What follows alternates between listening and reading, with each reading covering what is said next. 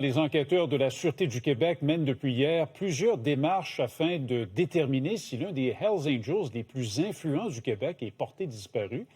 Félix, on parle de Stéphane Plouffe, 57 ans, qui n'aurait pas été revu et qui n'aurait donné aucune nouvelle à ses proches depuis la dernière fin de semaine. Ouais, ce qui nous fait se poser la question, qu'est-il arrivé à l'une des plus puissantes figures du crime organisé québécois?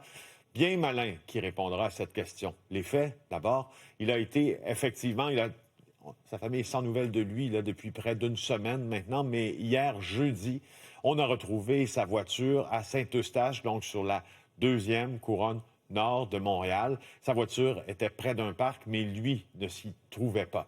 Alors, les policiers tentent d'examiner, et il y a beaucoup de policiers sur place, donc présentement, pour essayer de faire le rayon autour de cette scène d'intérêt qui est devenue le véhicule de Stéphane Plouffe, surnommé Fess Plouffe, afin de savoir s'il y a des traces de lutte, afin de savoir si avec les caméras, exemple de surveillance du voisinage, on saura comment il est arrivé là-bas et qu'a-t-il fait après que cette voiture se soit garée dans le parc. A-t-il bénéficié d'une occasion avec quelqu'un pour se rendre ailleurs? Allait-il dans une rencontre? Est-il parti à la marche aussi? Donc, toutes des informations qui sont plausibles pour l'instant. Mais Stéphane Plouffe, vraiment, c'est un des joueurs les plus influents du crime organisé au Québec. Justement, qu'est-ce qu'on connaît de Stéphane Plouffe?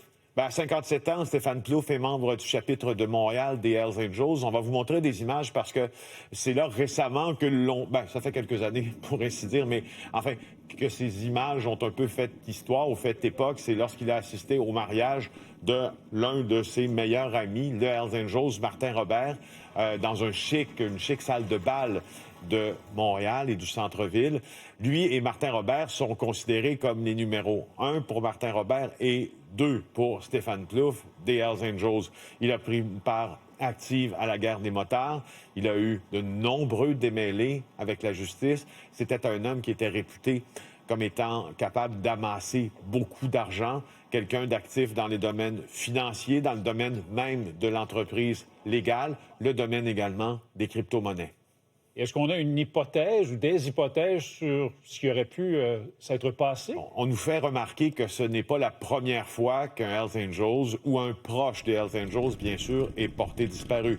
On est dans un milieu criminel. Certains nous rappellent l'histoire du fils du membre en règle des Hells Angels, qui est en fuite depuis longtemps, David Carroll, qui, à un moment donné, a cessé de donner de ses nouvelles. On a trouvé sa voiture, mais on ne l'a jamais retrouvée.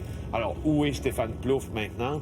À quelle rencontre allait-il assister? Qui allait-il voir? Pour l'instant, on ne le sait pas. Mais chose certaine, c'est que dans les milieux policiers présentement et dans les milieux criminels également, ce sont des gens qui sont très connus par plusieurs factions du crime organisé. Ça va autant du crime organisé traditionnel italien que du crime organisé grec, que du crime organisé de type gang de rue. Bien des gens connaissaient Stéphane Plouffe et en avaient d'ailleurs une assez haute opinion dans le monde criminel. Pour les policiers, c'était un joueur important aussi qui pouvait soit provoquer ou apaiser des conflits.